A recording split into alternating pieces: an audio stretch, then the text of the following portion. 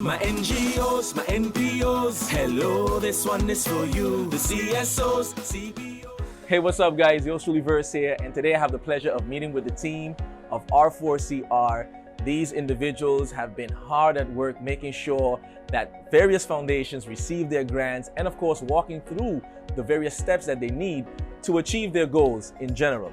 So we're gonna have a chat with the staff of R4CR.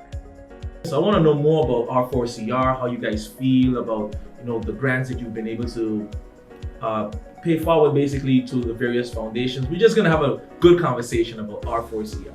I mean, here you see basically the human resources.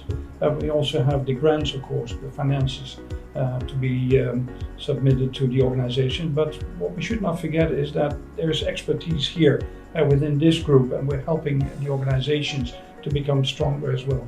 That's one of the fundamental parts of R4CR. On the other hand, there's also the resources at the other side, at the side of the organizations, of the grantees. What I think is very important is that on Sint Maarten, these resources are scarce. So we got to use them in the most effective manner.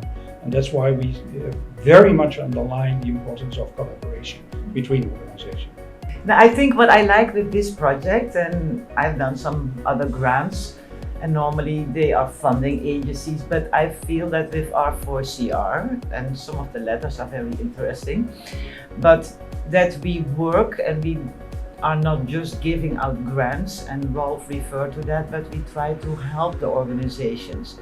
So we have, with the five of us, we have some expertise, we have you, we have other persons, and we try to make it a more comprehensive project. So it's not always just about the money. It's the whole set: money, time, human resources, and training capacity. So what we try to do is we try to build the capacity of these organizations, and hopefully after 4 years, we leave something good behind that they can build further on. And further sustain themselves. That is the whole idea. It's easy to spend money to execute a project, but it would be nice to do it in a very effective way. And then because once you have money, it's like, okay, you have it now, you have the resources to execute it, but you have to do it in a very, well planned out manner. And I think that's something that I think that we try to educate them as well with that as well. You guys have done an excellent job. When visiting the various foundations, how they describe even the experience working with you guys, it was like, you guys made them feel so at home, so comfy, and really walked them through everything. There's a lot of support, a lot more hands-on guidance, because we also have a bigger team, so there's and we have a lot of strong backgrounds that have a lot of knowledge that they can share.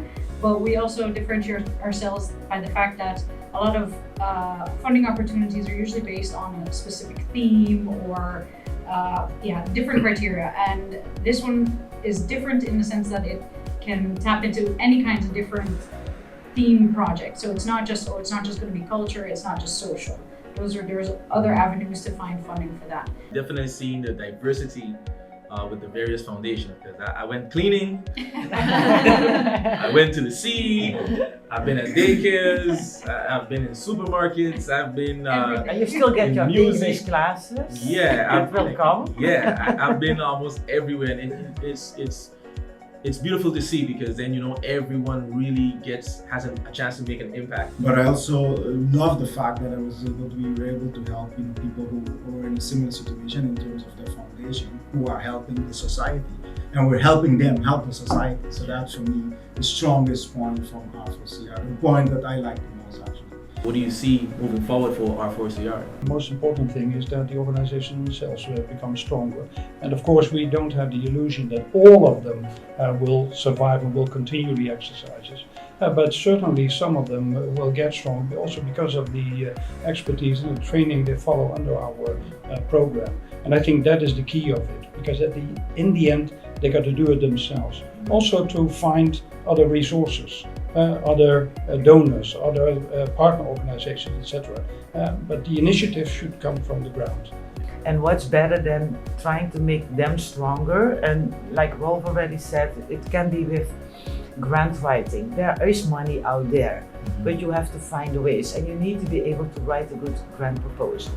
the same, we see certain organizations who maybe are not that strong in terms of governance. Now, you need to have a set of rules and regulations on how you're gonna do the business, and still an NGO or the CSO is a foundation or an association, but you're still a kind of business that has to be run as a business. Of course. They learn how to write grants, and generally it is, as long as you know how to write for one grant, you'll be able to tap into other opportunities as well. As once you understand how grant writing works, project execution works. So you're really providing them the tools to, in the future, also find other opportunities. I see it also for R4CR that it could be a stepping stone for them as well, because for many of them, they've never done any projects before until they came to here, and then the fact that they have to do some reporting here, and then they learn from it, and then in the future it's going to become easier for them when they have to request the grants.